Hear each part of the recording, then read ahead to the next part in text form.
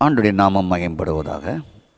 உங்களை எல்லாரையும் பார்ப்பதிலே நான் மிகுந்த மகிழ்ச்சி அடைகிறேன். ஸ்தோத்திரம். ஒரு பியூட்டிஃபுல் சீக்ரெட் மேட்டர் இப்போ நாம் படிக்க போகிறோம். நேற்று 2 புருஷன், ஒரு மனைவி, புதுமையான ஆவி, கிறிஸ்துவினுடையவர், சிலுவை அறையப்பட்டவன், செத்துவிட்டவன் என்பதெல்லாம் பார்த்தோம். இன்றைக்கி இந்த ஹியூமன் ஸ்பிரிட்டை பற்றி இன்னும் பார்க்க போகிறோம். அப்படி பார்ப்பதிலே நாம் மிகுந்த சந்தோஷம் அடைய வேண்டும். கர்த்தருக்கு ஸ்தோத்திரம். இதை பற்றி நான் உங்களுக்கு சொல்லுவதிலே நான் மிகுந்த மகிழ்ச்சி அடைகிறேன். நேற்று நீங்கள் பார்த்தது 32வது செய்தி. சில நேரங்களில் கொஞ்சம் மிஸ் பண்ணி 30, 31 மாற்றி சொல்லிடுறேன். Very sorry. நேற்று பார்த்தது நீங்கள் ஸ்தோத்திரம் உண்டாவதாக 32வது செய்தி. இன்றைக்கி நீங்கள் பார்க்கும்போது 33வது செய்தி. இந்த 33வது செய்தியில் ஒரு சீக்கிரட்டை பார்க்க போகிறோம். ரகசியம், மர்மம். கொலைசீர் 1:27 புறஜாதிகளுக்குள் விளங்கின இந்த ரகசியத்தில் உள்ள மகிமையின் ஐஸ்வர்யம் இன்னதென்று தேவன் தம்முடைய பரிசுத்தவான்களுக்கு தெரியப்படுத்த சித்தமானார். கிறிஸ்துவானவர் மகிமையின் நம்பிக்கையாக உங்களுக்குள் இருப்பதே அந்த ரகசியம். அதான் அந்த சீக்ரெட், மர்மம். மர்மமான தேவன் கிறிஸ்து, அவர் உங்களுக்குள் இருக்கிறார். கலாத்தியர் 4:6 ஆவியாக இருக்கிறார். கிறிஸ்து ஆவியாக உங்களுக்குள் இருக்கிறார். கலாத்தியர் 4:6. அப்போ கண்களால் காண முடியாத இந்த யாத்ராகம் 20ஆம் அதிகாரத்தில் போன செயலை வாசித்தோம். 18-19 கடவுளின் இடத்துல பேச வேண்டாம், செத்துருவோம், வேண்டாம். 33ஆம் அதிகாரத்தில் ஆண்டவரை சொன்னார், என்னை பார்த்தவன் செத்துருவான் அப்படின்னார் மோசே இடத்துல, யாத்ராகமத்தில்.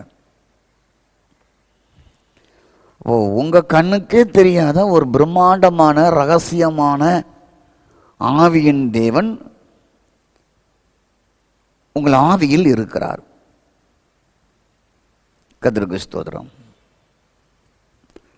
அவர் தம்முடைய ஆவியை உங்களுக்குள் ஆதியிலேயே வைத்தார். எப்படி வைத்தார் சொல்றேன் கேளுங்க. முதல் மனிதன் மண்ணினால் படைக்கப்பட்டவர். அவர்தான் Adam. Adam son of God, அவனுடைய மகன் என்று லூக்காவில் சொல்லப்பட்டிருக்கு. அவன் நாசியில் சுவாசத்தை ஊதினார், அப்பொழுது அவன் ஜீவாத்துமாவாக மாறினான். இதுதான் நமக்கு வேதம் சொல்லுது. இந்த ஜீவ ஆத்துமா தான் கிறிஸ்துவின் ஆவி, பிதாவின் ஆவி, பரிசுத்த ஆவி. ஸ்தோத்திரம். கர்த்தருடைய ஆவி, தேவனுடைய ஆவி, பரிசுத்த ஆவி. ஆண்டவர் அவனுடைய ஆவிக்குள்ளே வைத்தார். ஸ்தோத்திரம். எதற்கு? தமது ஆவியை வைத்த நோக்கம் அந்த ஆவினால் அவன் வாழ வேண்டும், நடக்க வேண்டும், தன்னோடு பேச வேண்டும் என்பதற்காகத்தான். நடந்தது என்ன?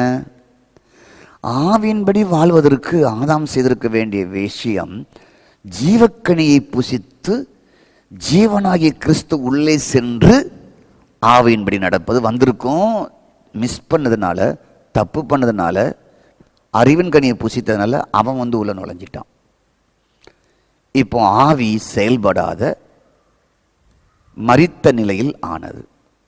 காது இருக்கும், காது கேட்காது. கேட்கும் சக்தி செத்து விட்டது. வாய் இருக்கும், பேச மாட்டார்கள். பேசும் சக்தி இழந்து விட்டது, செத்து விட்டது. கண் இருக்கும், கண் பார்வை தெரியாது. பார்வையின் சக்தி செத்து போய்விட்டது. ஆவி மனுஷனுக்குள் இருக்கு, ஆனால் செயல்படாத நிலை, செத்த நிலையில் இருந்தது. அப்போ ஆதியிலேயே பரம்பொருளானவர் தமது ஆவியை மனுஷனுக்குள் வைத்துத்தான் படைத்தார். மனித ஆவியில் ஸ்தோத்திரமுண்டாவதாக தான் வாழ்வதற்கு, மனித ஆவி வாழ்வதற்கு இன்னும் ஒன்று செஞ்சார். அவனுக்கு ஒரு உடலையும் கொடுத்தாரு, ஆத்துமாவையும் கொடுத்தார். அப்போ உண்மையானவன் யார் என்றால் அந்த ஆவியின் மனிதன் தான். அந்த ஆவியின் மனிதன் தான் மனதை கொண்டு இந்த சரீரத்தை நடத்த வேண்டும். வீழ்ச்சியினாலே ஆவியின் மனிதன் செயல்படாமல் போனபடியினாலே மனம் செயல்பட ஆரம்பித்து மனசும் மாமிசமும் விரும்பியதை செய்கிற மனிதராக இந்த உலகத்தில் உள்ளவர்கள் மாறிவிட்டார்கள். உங்களுக்கு டிஃப்ரென்ஸான லைஃப் கொடுத்துருக்க ஆண்டவர். இந்த லைஃப் உங்களுக்கு இல்லை. என்ஜாய் பண்ணுங்க, சந்தோஷப்படுங்க. அப்போ உண்மையானது என்னென்றால் இந்த உடல் ஒரு கூடு, ஒரு வாடகை வீடு, ஒரு போர்வை.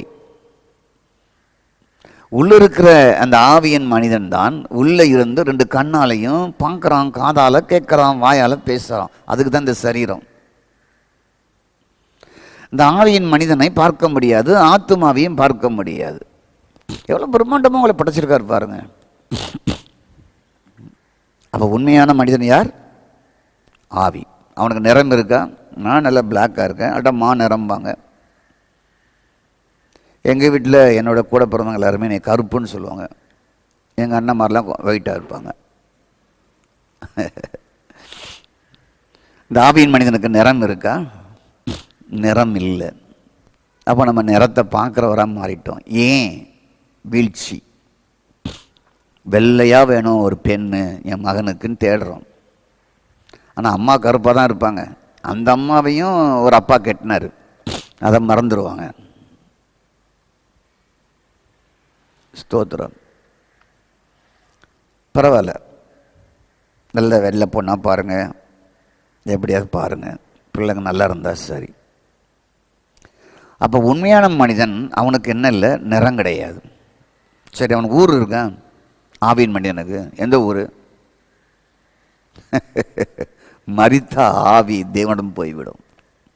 அவனுக்கு ஊரும் கிடையாது. ஆனால் வீழ்ச்சி நிமித்தம் நமக்கு ஊர் வந்துட்டு, எனக்கு மதுரை, எனக்கு திருச்சி, எனக்கு புதுக்கோட்டை, எனக்கு கோயம்புத்தூர், எனக்கு திருநெல்வேலி, எனக்கு நாகர்கோவில், இல்லை நான் கன்னியாகுமரி மாவட்டம், நான் கேரளா, நான் ஆந்திரா, எல்லாம் வந்துட்டு நாடு ஊர் எல்லாம் வந்துட்டு வீழ்ச்சியில். ஸ்தோத்திரம். மொழி இருக்கா? ஆவியின் மனிதனுக்கு வீழ்ச்சி நிமித்தம் மொழி வந்துட்டு, இந்த மொழி, இந்த மொழி, இந்த மொழி, மொழி திணிப்பு, மொழியும் வந்துட்டு. ஏன்? வீழ்ச்சி. ஜாதி இனம் இருக்கா ஆவியின் மனிதனுக்கு? அதுவும் இல்லை. வீழ்ச்சினால ஜாதியும் இனமும் கோத்திரங்களும் எல்லாம் வந்து தொலைஞ்சிட்டு. தேவன் எப்படி படைத்தார்? ஒரே இரத்தத்தினாலே. அப்போஸ்தலர் 17:26 கண்டிப்பாக படிச்சாகணும். ஆக்ஸ். ஸ்தோத்திரம். அப்போஸ்தலர் புஸ்தகம் 17 எடுத்துக்கொள்ளுங்க. 26 வேர்ட்ஸ் 26 என்ன சொல்றதுன்னா, மனுஷ இனங்களை சகல ஜனங்களை அவர் ஒரே இரத்தத்தினாலே தோன்ற பண்ணி பூமியின் மீதும் குடியிருக்க செய்து முன்திர்மானிக்கப்பட்ட காலங்களையும் குடியிருப்பின் எல்லையும் முன்குறித்தார். ஏனென்றால் கர்த்தராகிய தம்மை அவர்கள் தடவியாவது கண்டுபிடிக்கத்தக்க தம்மை தேடுபடி அப்படி செய்தார். அவர் நம்மில் ஒருவருக்கும் தூரமானவர் அல்ல, அவருக்குள் நாம் பிழைக்கிறோம், அசைகிறோம், வாழ்கிறோம். அவர் உள்ள ஆவி வச்சிருக்கிறனால தான் கடவுள் இல்லைன்னு சொன்னாலும் சரி, கடவுள் இருக்குன்னு சொன்னாலும் சரி, அவன் எதோ சொன்னாலும் சரி, அவர்கள் வாழுகிறார்கள், அசைகிறார்கள், செயல்படுகிறார்கள். ஆவி போயிட்டுன்னா நாட்டினுடைய பெரும் தலைவராக இருந்தாலும் ஒன்றும் பண்ண முடியாது. ஸ்தோத்திரம். அப்போ ஒரே இரத்தத்தினாலே ஆண்டவர் தோன்றினார். அப்போ இரத்தத்திற்கு இனம் இருக்கா? இல்லை. இரத்தத்திற்கு வெள்ளை கருப்புன்னு ஒரு இனம் இருக்கா? மஞ்சள் ப்ரௌனா இருக்கிறாரு, ப்ரௌனிஷா இருக்காரா? இல்லை. இரத்தத்துக்கு ஊர் இருக்கா? இல்லை. இரத்தத்திற்கு மொழி இருக்கா? இல்லை. இரத்தத்திற்கு மதம் இருக்கா? இல்லை. இரத்தத்திற்கு நாடு இருக்கா? இல்லை. இரத்தத்திற்கு கட்சி இருக்கா? இல்லை. இரத்தத்திற்கு தத்துவங்கள் இருக்கா? இல்லை. இரத்தத்திற்கு நாத்திக கொள்கை இருக்கா? இல்லை. அப்போ இந்த விழுந்து போன உலகத்தில் இத்தனையும் சரீரத்தின் உடலுக்கு வெளியே இருக்கு. நம்ம இல்லைன்னு சொன்னாலும் அது இருக்கத்தான் செய்யுது. அதோடைய தாக்கம் நமக்கு இருக்கத்தான் செய்யுது. நீ கருப்பு, நீ வெள்ளை, நீ இந்த இனம், உனக்கு இந்த ஊருடா, நீ இந்த தேசத்தாண்டா, நீ இந்த மொழி பேசுகிறவனாஞ்சில தாக்கம் இன்னைக்கும் நமக்கு இருக்கு.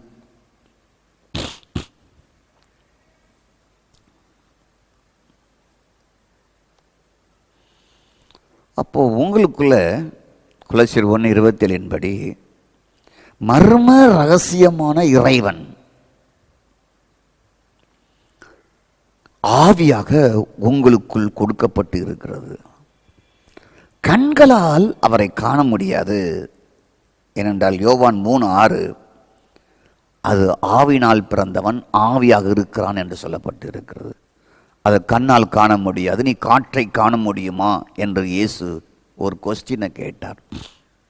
ஆவினால் பிறந்தவனும் அப்படியே இருப்பான் என்ற நிக்கதேமு என்ற ஒரு போதகனிடத்தில் ஆண்டவர் கேட்டார், இயேசு கிறிஸ்து. மனிதராகிய நம்முடைய சரீரத்தில் ஆத்துமா இருக்கு. அந்த ஆத்துமாக்கள் என்ன இருக்கு? ஒரு மனம் இருக்கு, ஒரு உள்ளம் இருக்கு, ஒரு எண்ணம் இருக்கு, ஒரு உணர்வு இருக்கு, ஒரு உணர்ச்சி இருக்கு, ஒரு அறிவு இருக்கு, ஒரு புத்தி இருக்கு. ஸ்தோத்திரம். அத்தனையுமே கெட்டு போச்சு, கரப்ஷன் ஆயிட்டு, ஊழல் ஆகி போச்சு. இதுல கரப்ஷனே இல்லைன்னு சொல்லக்கூடியவங்க உலகத்தில் ஒருவருமே கிடையாது. வெள்ளையா இருக்கிறவங்க கரப்ஷன் ஆயிட்டாங்க, கருப்பா இருக்கிறவங்க கரப்ஷன் ஆயிட்டாங்க, என்னை போல மாநிலத்தில் இருக்கிறவங்க கரப்ஷன் ஆயிட்டாங்க, எந்த மொழி பேசுகிறவங்களும் கரப்ஷனாக இருக்கிறாங்க. ஸ்தோத்திரம். அவர் பெரியவரோ சிறியவரோ எல்லாருமே மனம், உள்ளம், எண்ணம், உணர்வு, உணர்ச்சி அத்தனையும், அறிவு, புத்தி அத்தனையுமே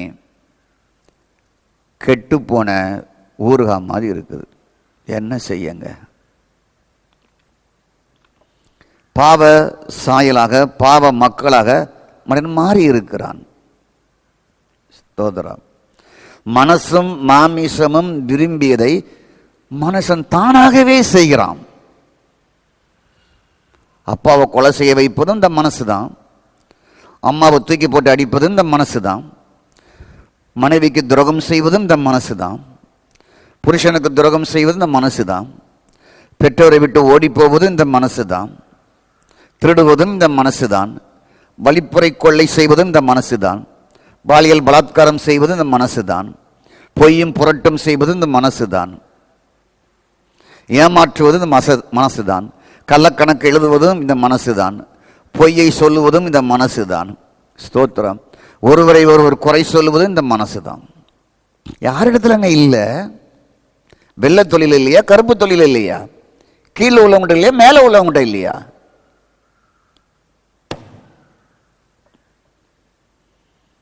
இப்போ என்ன ஆச்சுன்னா, மர்மமான தேவன் இயேசு கிறிஸ்து சிலுவை உயிர்த்தெழுதல் மூலமாக அவர் ஆவியாக உங்களுக்குள் நுழைந்தார். நீங்கள் இயேசுவை விசுவாசித்த பொழுது யோவான் 1:12 கிருபையும் சத்தியமாய், 1:12 1:14 கிருபையும் சத்தியமாய் நுழைந்தார். குமாரனுடைய ஆவியாக நுழைந்தார். ஸ்தோத்திரம். கிறிஸ்துவின் ஆவியாக உங்களுக்குள் இருக்கிறார்.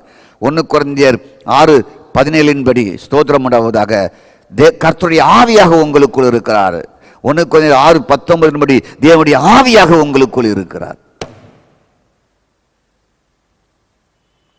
அப்ப மர்மமான தேவன் தனது ஆவியுடன் யாரும் காணாதபடி உங்கள் ஆவியில் நுழைந்திருக்கிறார். இதற்கு நீங்கள் எந்த தவமும் இருக்க வேண்டிய அவசியம் இல்லை, உங்கள் சரத்தை ஒடுக்க வேண்டிய அவசியம் இல்லை, உங்கள் சரத்தை பட்னி போட்டுக்கொள்ள வேண்டிய அவசியம் இல்லை. ஸ்தோத்திரம். இதற்கு நீங்கள் நெடு முழங்காலையே தேய்ச்சிக்கிட்டு போக வேண்டிய அவசியம் இல்லை, நீங்கள் உருண்டு பிறண்டு எழும்ப வேண்டிய அவசியம் இல்லை, சரீரத்தை வில்லா வளைக்க வேண்டிய அவசியம் இல்லை, எதுவுமே இல்லை. ஸ்தோத்திரம். இதுக்கு நீங்கள் குளிர்ந்த தண்ணியில் உட்காரணும், பனிக்கட்டியில் உட்காரணும், பனி மலையில் போய் உட்காரணும், நாட்டை விட்டு குடும்பத்தை விட்டு போகணும், மனைவி பிள்ளைகளை விட்டு போகணும், துறவரம் போனால் தான் கடவுளை காண முடியும் என்பதும் இல்லை. உங்கள் செயல் ஒன்றுமே கிடையாது. துறவரம் போனால் தான் உள்ளே வருவார், மனைவி பிள்ளைகளை விட்டுட்டு போனால் தான் உள்ளே வருவார், இல்லது நான் இரவு முழுவதும் நான் அப்படியே தவத்தில் இருந்தால் தான் உள்ளே வருவார், என் சரீரத்தை நான் கீறி கொண்டால் தான் உள்ளே வருவார், இதை மாதிரி ட்ரெஸ் எல்லாம் கலத்திட்டு ஒரு விதமான ஒரு உடையை உடுத்தினா தான் உள்ளே வருவார், இதெல்லாம் கலத்தினா தான் உள்ளே வருவார், என் முடியெல்லாம் இப்படி மாற்றினா தான் உள்ளே வருவார் என்பது இல்லைங்க. அப்படி இல்லைங்க. நீங்கள் யாராக இருந்தாலும் வருவாருங்க.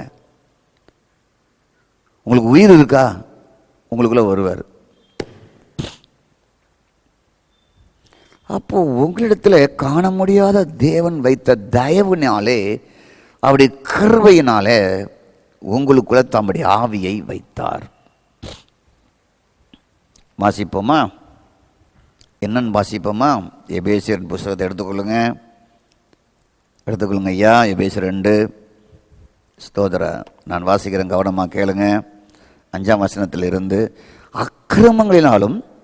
அக்கிரமங்களில் மரித்தளர்ந்த நம்மை கிறிஸ்துவுடனே உயிர்ப்பித்தார், கிருபையினால் ரட்சிக்கப்பட்டீர்கள். கிறிஸ்து இயேசுவுக்குள் அவர் நம்மிடத்தில் வைத்த தயவினாலே தம்முடைய கிருபையின் மகா மேன்மையான ஐஸ்வர்யத்தை வருங்காலங்களில் விளங்கச் செய்வதற்காக கிறிஸ்து இயேசுவுக்குள் நம்மை அவரோடு எழுப்பி உன்னதங்களிலே அவர் அருகிலே நம்மளை வைத்திருக்கிறார், அவரோடு உட்கார செய்திருக்கிறார். இது விசுவாசத்தை கொண்டு நடந்தது. ஒருவரும் மேன்மை பாராட்ட இதில் எதுவுமே இல்லை. இது தேவனுடைய ஈவு, தேவனுடைய பரிசு என்று சொல்லப்பட்டிருக்கிறது. அப்போ இறைவன் உள்ள வருவதற்கு நீ அந்த தவம் பண்ணணும். நீ தவம் பண்ண தான் வருவாரா? ஸ்தோத்திரம். நீ நெடுமுழங்கள் தான் கடவுள் உள்ள வருவாரா? இதெல்லாம் மத போதகராகி எங்களை போல ஆட்கள் சொல்லி கொடுத்தது. நீ நெடுமுழங்கால் இருந்தால் தான் உள்ள வருவார். அவர் வருவதற்கு அதை ஏற்பாடு பண்ணலை.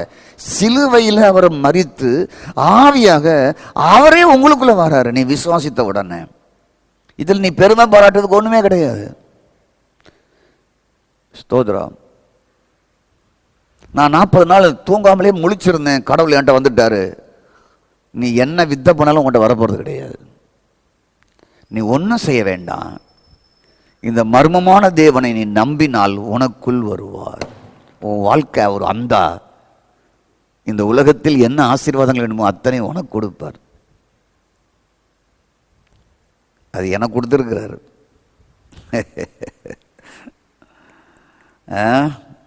ஸ்தோத்திரமிடாவதாக.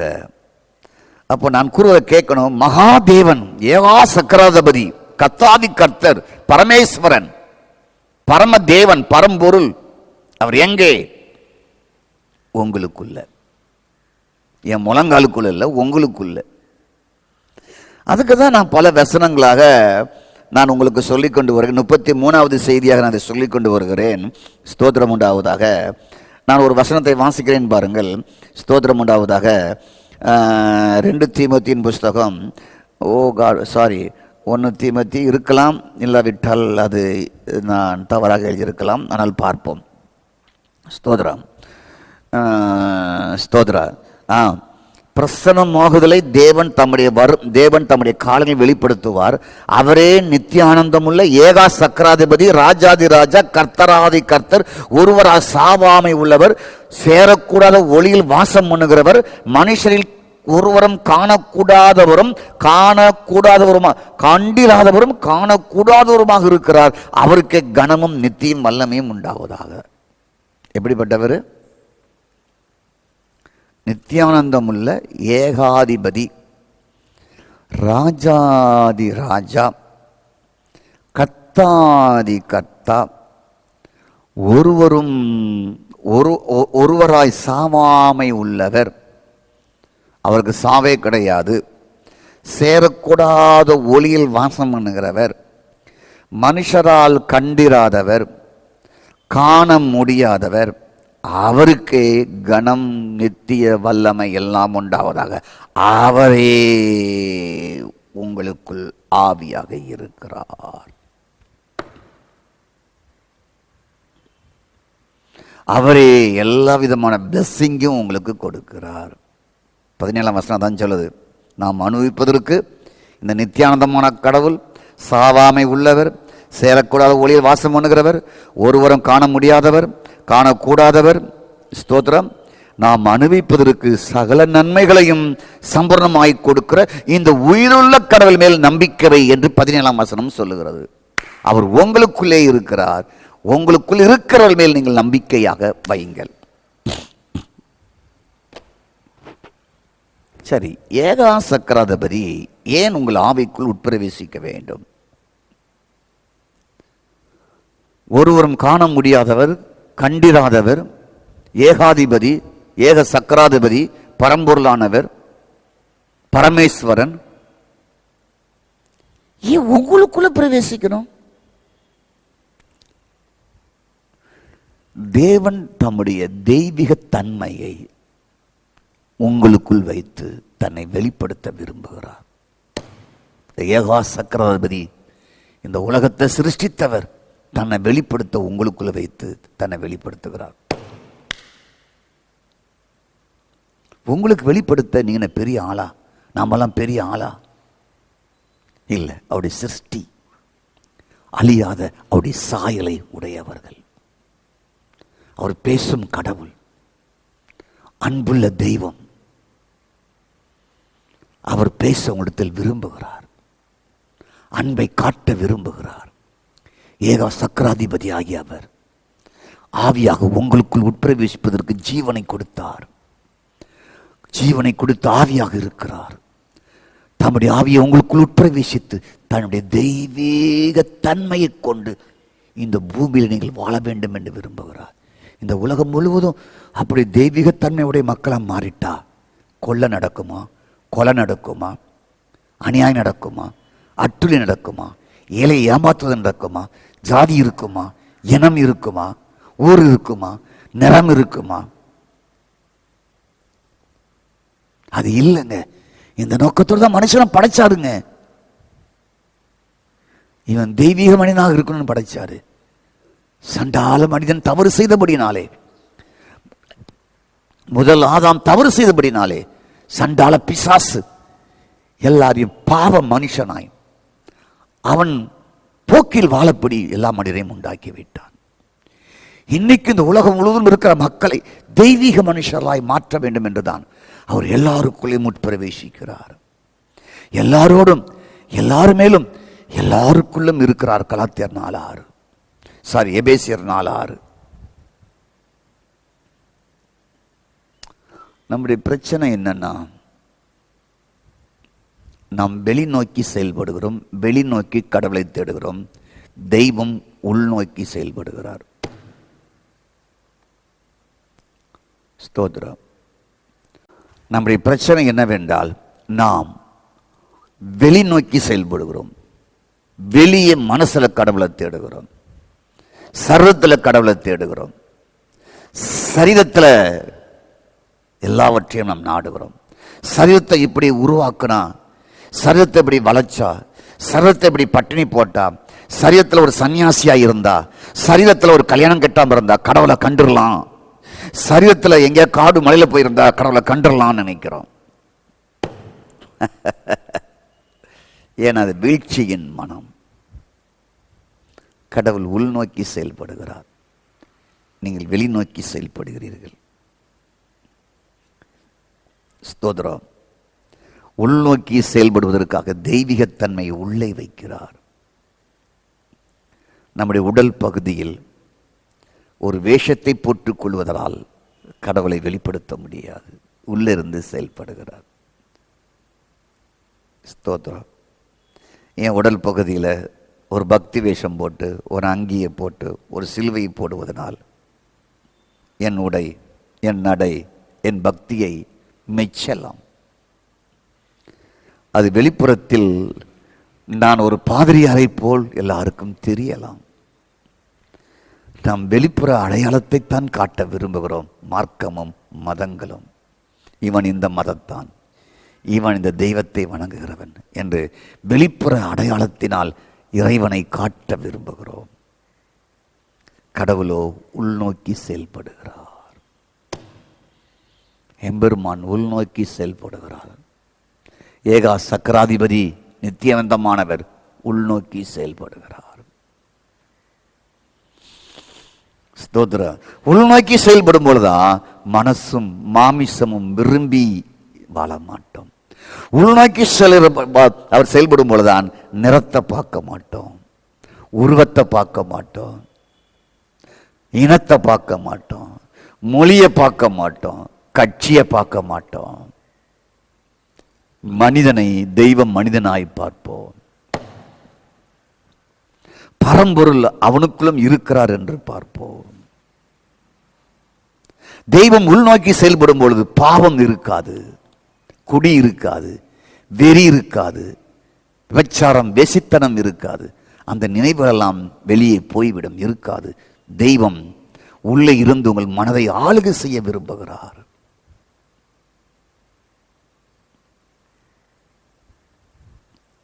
தெய்வீக தன்மை உங்கள் ஆவியில் பிரவேசிப்பது எதற்காக? உங்களை ஆவியின் மனிதனாக வாழ்வதற்கு. மர்மமான ஆவியின் தேவன் உங்கள் ஆவியில் உட்பிரவேசித்து உங்கள் ஆவியின் வழியாக புனிதப்படுத்த விரும்புகிறார், தூயப்படுத்த விரும்புகிறார், நீதியுடையவராக மாற்ற விரும்புகிறார்.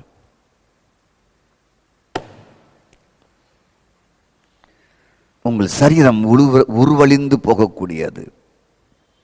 இன்று இருக்கலாம், இல்லாமல் போகலாம். உருவழிந்து போகக்கூடாது. ஸ்தோத்திரம். ஆகவே உருவழியக்கூடிய ஒரு சரீரம் நமக்கு இருக்கிறது. ஆனால் இந்த சரீரத்தை நம்முடைய உயிர் போன பின்பு யாரும் வைத்திருக்க முடியாது.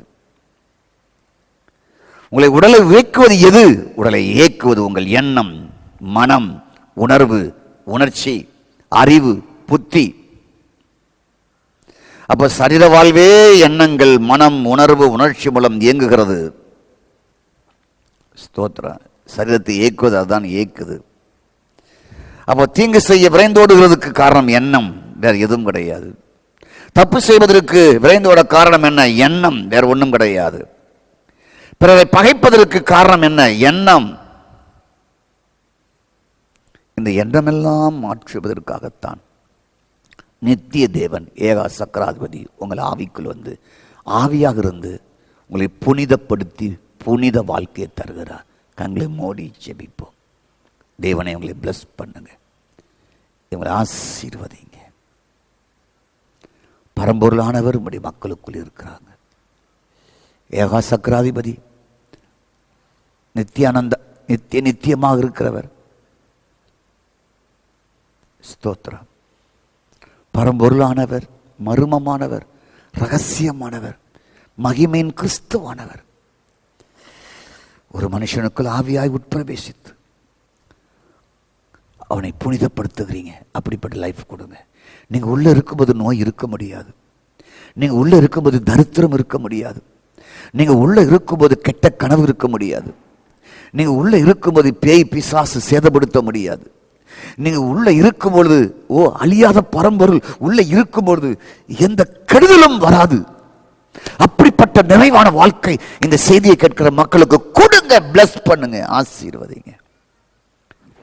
இயேசுவின் நாமத்தில் பிதாவே, ஆமென். இது வானத்தின் வாசல், என் இயேசையா ஆசீர்வாதத்தின் வாசல்.